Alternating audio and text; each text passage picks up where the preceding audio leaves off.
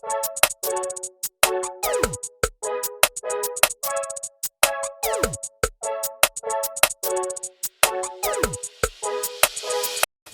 of my favorite things to do with time restricted eating, if I'm really wanting to clean up my diet, I like to turn my first meal of the day, whatever time that happens to be at, to a high fat, no carb meal. So if you've been time restricted eating overnight and then you come back and say you're gonna eat your first meal of the day at like 10, 11 o'clock or something like that, and you have a high fat, moderate protein, fiber, and no carb breakfast, then you're going to be able to take advantage of continuing to produce ketones. That's really important because our brains really thrive on ketones. They love using ketones as a fuel source. And so if we can go ahead and have a low carb, high fat diet, we are able to continue producing ketones later into the day, which is really great because it allows us to take advantage of some of the benefits of fasting while we've already started eating again. And that's one of the reasons why bulletproof coffee has become so popular, because you can have bulletproof coffee in the morning instead of a meal, and you can continue to mimic a fast in your body and take advantage of all those benefits.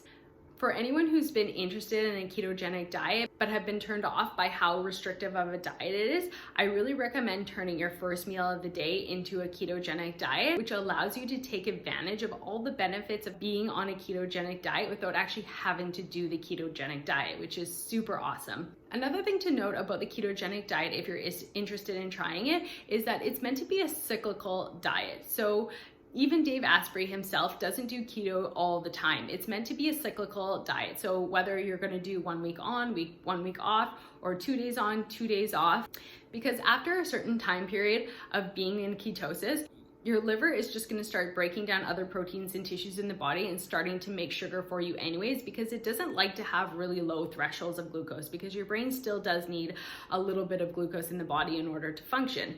So your liver is automatically gonna kick in and start doing this for you. So you might as well incorporate some of these sugars into your diet yourself. And another thing to note about that is that having no carbs in your diet is really hard on your gut microbiome. So if you go too long without having fibers, carbs, or starchy vegetables in your diet, you're gonna see the breakdown of your gut lining, and you're probably gonna start to get GI issues like gas, bloating, and trouble digesting your food. So if you wanna try out keto, make sure you're doing it in the cyclical nature, because that's how you're gonna get the most benefits out of it without actually causing any more issues within your body. Another important thing to note about fasting is that fasting is also meant to be done cyclically. So whether you want to do it 1 day fasting, 1 day not, 1 day fasting, 1 day not, or 2 days fasting, 2 days not, a lot of the metabolic benefits actually come from that rebound of you starting to eat again. So you can think of it almost like a spring. When you're fasting, you're pulling back the spring. You're telling your body to start recycling all these extra proteins in your body, to start breaking down old cells that aren't functioning as well. So when you pull back that spring, you're catapulting your metabolism into being able to produce lean muscle tissue faster and more efficiently. So when you do these cycles of fasting and nourishing and fasting and nourishing, it really mimics the natural cycles that our bodies evolved on. Because all those proteins and dysfunctional cells have been cleaned up in the body is able to give all those nutrients to the places that they're needed most in the body, so they can go ahead and repair new tissues where you need them most. And that is one of the major contributors to preventing premature aging and making sure that your organs and tissues stay nice and healthy and they don't cause any chronic disease in the long term. So if you're brand new to fasting and you want to start implementing it in your life, one of my big tips for you is to start slow. Don't just jump in head first and be like, I'm gonna try and fast for 18 hours today, because let me tell you, you're gonna hate it. You're gonna be using all of your willpower in order to get to that 18th hour, and you're probably gonna make it so that you never wanna come back to fasting ever again. So tip number 1 is start slow. Start with a 12-hour fast overnight, and start with eating your dinner earlier and starting to fast earlier in the night, because our metabolism is most effective during the peak hours of the day. Metabolism and glucose regulation, insulin regulation are all highest midday and then start to taper off towards the end of the day. And this is exactly how our circadian rhythms work as well.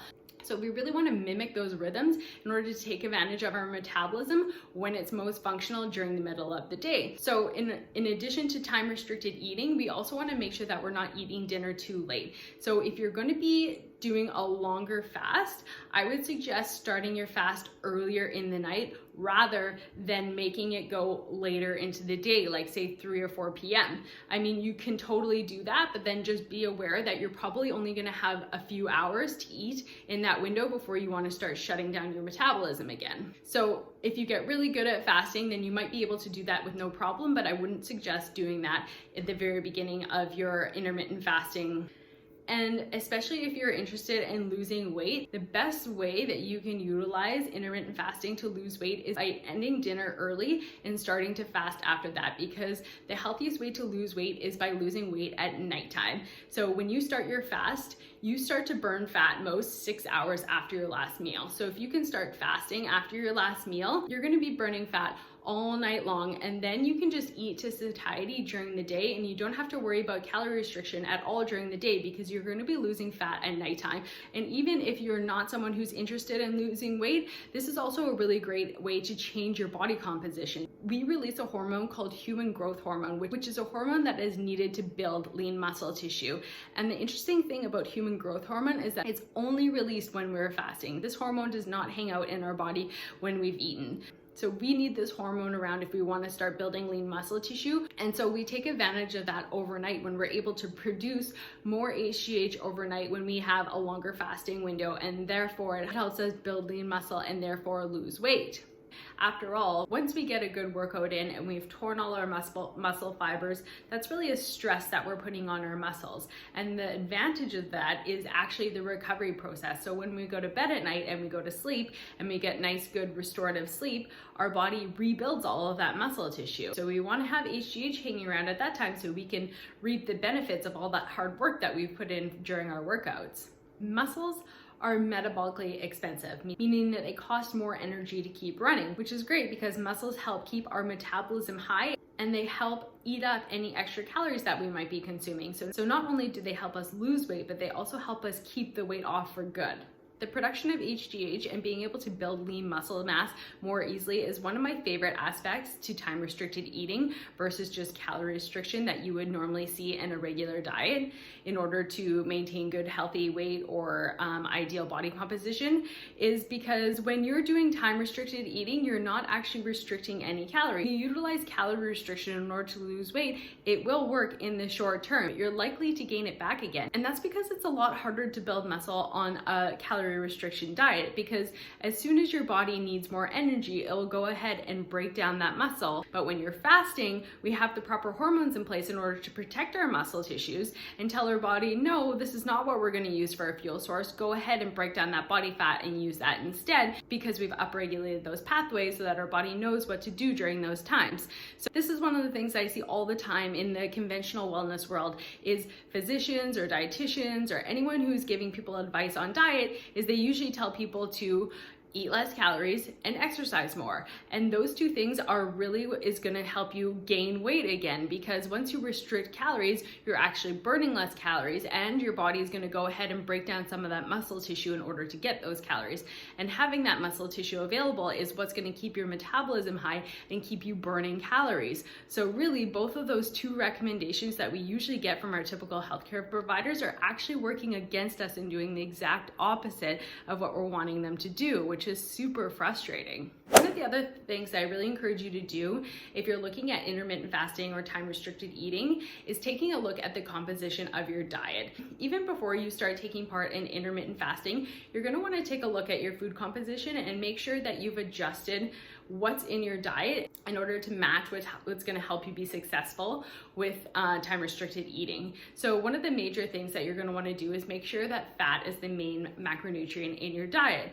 And I've gone through all of this in the LoLoHealthCo nutrition guide, which is going to be released shortly. It hasn't come out yet, but I go into great detail about what your diet should look like, what are the majority macronutrients that you should prioritize in your diet. Fat is the most important macronutrient in our diet, and it helps us in many, many ways. So the first thing that I'm super passionate about why I incorporate a higher fat diet in my life, is that having a high fat diet is really, really important for brain health and brain function. Being able to take control of your brain health and make sure that your brain doesn't prematurely age into your older years, making sure that you don't develop dementia, memory issues, all these types of things are something that I really want to avoid in my life.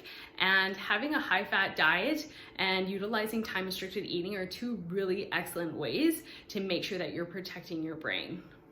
So one of the things that I really love about fat is that it's so multifunctional in the body. So the first and most important thing is that the fat actually makes up the tissues within your important organs. So as you know, 75% of your brain is made up of fat. So when those tissues in there are being regenerated, it needs fat in order to do that. Not only that, but all of your neurons are coated in a fatty coating that is made up of the fats that we eat.